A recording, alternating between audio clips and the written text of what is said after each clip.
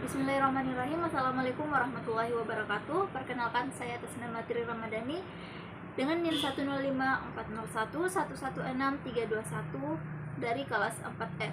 Di sini saya akan menjelaskan mengenai materi negara hukum dan hak asasi manusia untuk memenuhi tugas final mata kuliah pembelajaran PKN di SD.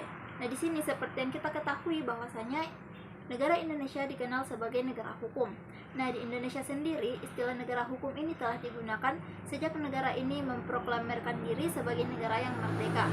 Eksistensi Indonesia sebagai negara hukum ditegaskan dalam penjelasan Undang-Undang Dasar 1945 sebelum amandemen pada pasal 1 ayat 3 yang berbunyi, Indonesia ialah negara yang berdasar pada hukum atau Ristat. Indikasi bahwa Indonesia menganut konsepsi welfare state terdapat pada kewajiban pemerintah untuk mewujudkan tujuan-tujuan negara sebagaimana yang termuat dalam alinea keempat pembukaan Undang-Undang Dasar 1945 yang berbunyi, melindungi segenap bangsa Indonesia dan seluruh tumpah darah Indonesia, memajukan kesejahteraan umum, mencerdaskan kehidupan bangsa, dan melakukan ketertiban dunia. Tujuan-tujuan ini diupayakan perwujudannya melalui pembangunan yang dilakukan secara bertahap dan berkesinambungan dalam program jangka pendek, menengah, dan panjang. Nah, konsep negara hukum yang dianut dalam Undang-Undang Dasar 1945 adalah negara hukum yang aktif dan dinamis. Model negara hukum seperti ini menjadikan sebagai pihak yang aktif berorientasi pada pemenuhan dan perwujudan kesejahteraan rakyat sesuai dengan prinsip welfare state sebagai negara hukum. Segala tindakan penyelenggaraan negara dan warga negara harus sesuai dengan aturan hukum yang berlaku. Hukum dalam hal ini adalah hierarki tatanan norma yang berpusat pada konstitusi, yaitu Undang-Undang Dasar Negara Republik Indonesia tahun 1945. Di samping itu, hukum yang diterapkan dan ditegakkan harus mencerminkan kehendak rakyat sehingga harus menjamin adanya peran serta warga negara dalam proses pengambilan keputusan kenegaraan. Kemudian, hukum tidak dibuat untuk menjamin kepentingan beberapa orang yang berkuasa, melainkan untuk menjamin kepentingan segenap warga negara. Hans Kelsen memberikan argumentasi bahwa dalam kaitan negara hukum yang juga merupakan negara demokrasi, setidaknya harus memiliki 4 syarat restat. Yang pertama yaitu negara yang kehidupannya sejalan dengan konstitusi dan undang-undang. Yang kedua yaitu negara yang mengatur mekanisme pertanggungjawaban atas setiap kebijakan dan tindakan yang dilakukan oleh penguasa. Yang ketiga yaitu negara yang menjamin kemerdekaan kekuasaan kehakiman serta adanya peradilan administrasi negara. Dan yang keempat atau yang terakhir adalah negara yang melindungi hak asasi manusia.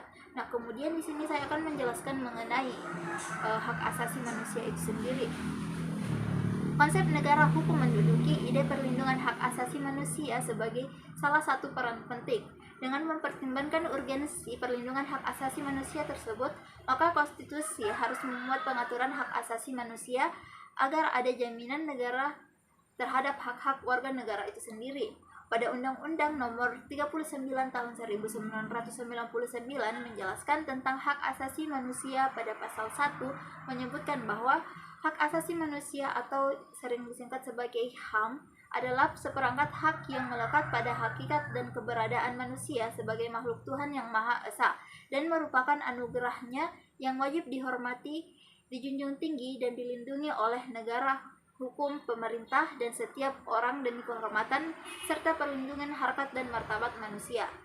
Nah, adapun pengertian hak asasi manusia menurut para ahli yaitu yang pertama menurut John Locke, yang dimana menurut John Locke, hak asasi manusia atau HAM adalah hak yang dibawa sejak lahir dan secara kodrat melekat pada setiap manusia.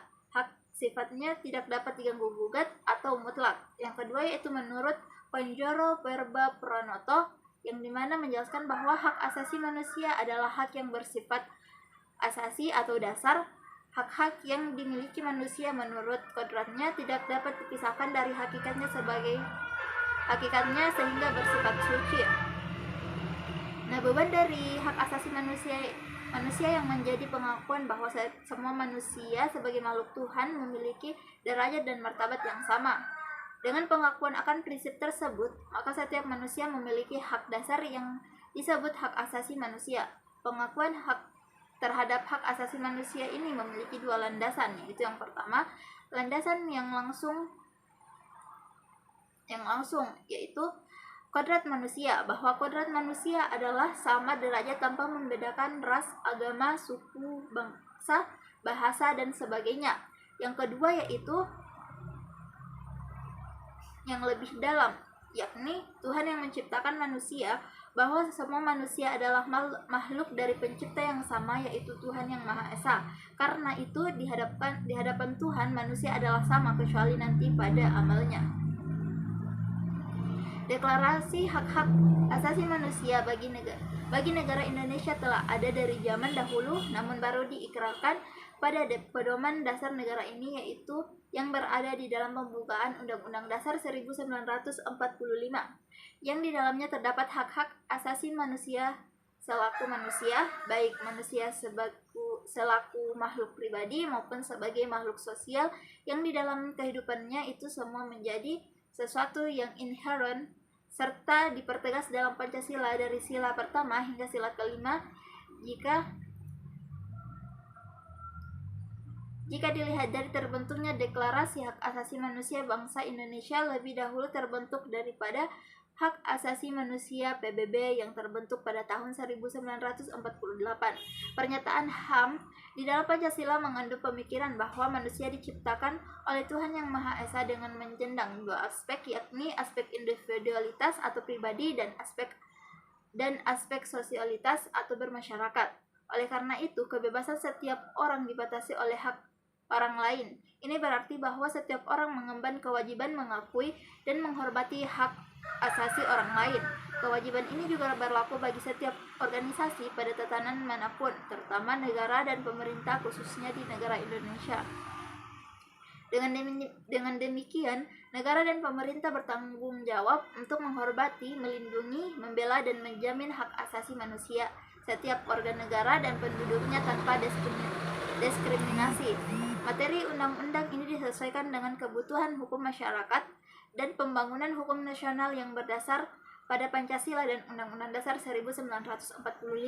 Sedangkan di dalam Undang-Undang Dasar 1945 yang diamandemen, masalah mengenai HAM dicantumkan secara khusus dalam bab 10 pasal 28A sampai dengan 28J yang merupakan hasil amandemen kedua tahun 2000. Mungkin sekian penjelasan materi dari saya. Lebih dan kurangnya mohon dimaafkan. Billahi fisabilillah, fastabiqul khairat. Wassalamualaikum warahmatullahi wabarakatuh.